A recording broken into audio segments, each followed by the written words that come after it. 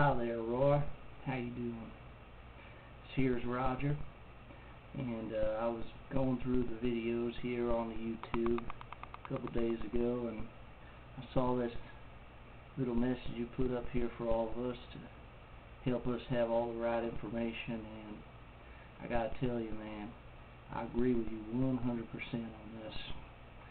You know, I was watching that debate, and, you know, quite frankly, I just was so amazed at how much of an idiot this Ron Paul fellow is. I mean, think about that, Ron Paul. I mean, I know you were talking about that before.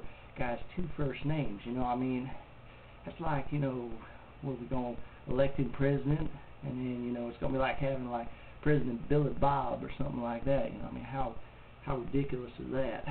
But anyway, you know, Mr. Giuliani, you know, I was listening to his response to that absurd notion that our country somehow, you know, doesn't always do the right thing. And Giuliani, you know, much smarter man, he knows better than to think things like that.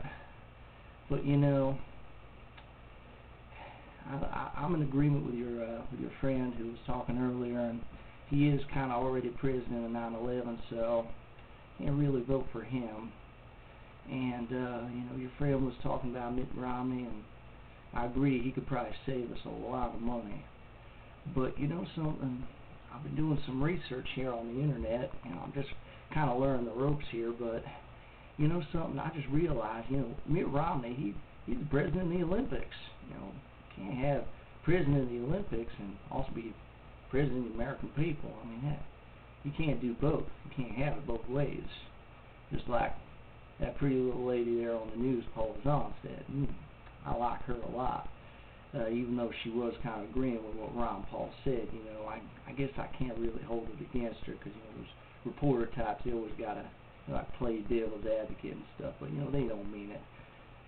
But anyway, you know, I'm thinking to myself, you know, we're going through some pretty dark times right now, real dark. I mean, we're talking Armageddon dark. You know, it's right out of the Bible. And, you know, after watching those debates, you know, I was thinking about, you know, who we should support. And, you know, I was looking at that fellow Mike Huckabee. Now, there's an interesting fellow. I think, you know, that Giuliani and that Romney, you know, they got the right idea on the terrorism thing, but, you know something, there ain't really much humor there. And, you know, when you're in dark times, you know, you gotta be funny. You know, I mean, our other president, Bill Clinton, the one we got now, who's also funny, you know, I mean, he understood the value of a good joke. And, you know, and we seem to be getting away from that nowadays. I mean, everybody's so serious. And, you know, you gotta be serious, you know, because, you know, these are serious times, but you gotta have a little bit of a sense of humor. And that joke, that great joke that Mike Huckabee told about, you know, John Edwards, who's probably the prettiest man to ever come from the South, who's saying, you know, we've been spending more than he would at beauty parlor. You know, I can totally picture that. But anyhow, you see, that Mike Huckabee, now he knows how to make a crowd laugh, and, you know, you got to be able to do that. You know, I mean, you can't make a crowd laugh. You definitely cannot be president of the United States. I don't care how smart you are, how sophisticated you are, all that stuff.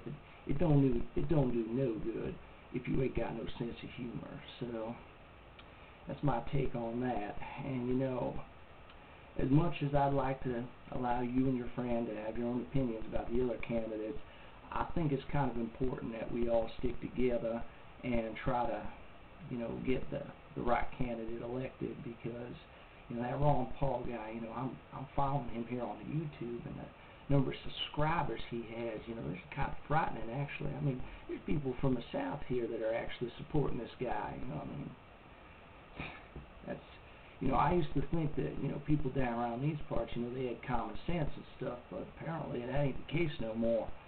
You know, but with the exception of maybe Mike Huckabee, now he's got some sense, but the other fellas like Giuliani and Romney and, you know, Bill O'Reilly and, you know, Sean Hannity and all them, you know, they're all from the North. And so I'm thinking, they're up in New York and Massachusetts, and I'm thinking to myself, maybe I'm living in the wrong area. Maybe I need to move up to New York City. Probably be nice to try a little bit of the big city living for a change, and maybe I can get up there and meet that nice little Polizano. Yeah. Before I let you go, Roy, there's just one little thing I gotta ask you, because you seem to be a very smart guy, and I'm, trying to play catch up with you. And I was watching that there CNN program, and there was that guy, Hartman or whatever the heck his name was, and didn't strike me as a very smart guy. But he did have some rather advanced lingo that I wasn't able to pick up on, and he said something along the lines of, people, they don't hate in a vacuum. And, I'm just wondering, how in the heck does anything do anything in a vacuum? I mean, how do you even get a person inside the vacuum in order for them to hate? I mean, I'm going to be honest with you. I tried. I took my vacuum cleaner and I tried to get inside it, and it just don't work. So maybe you can help me out with that one, or maybe somebody else can. I don't know. But anyway, just remember what I said. The most important thing in a president is how funny they are and how entertaining they are, and you gotta be able to look on the brighter side of life. Like you said, you gotta be positive. You gotta move the country forward. And so all this talk about issues, it's kind of making my head hurt. So I think I'm gonna go lie down for a while. Got to be back at the tractor store tomorrow morning, bright and early. So I will talk to you later, Roy. It's been an honor speaking with you, and I look forward to doing it again.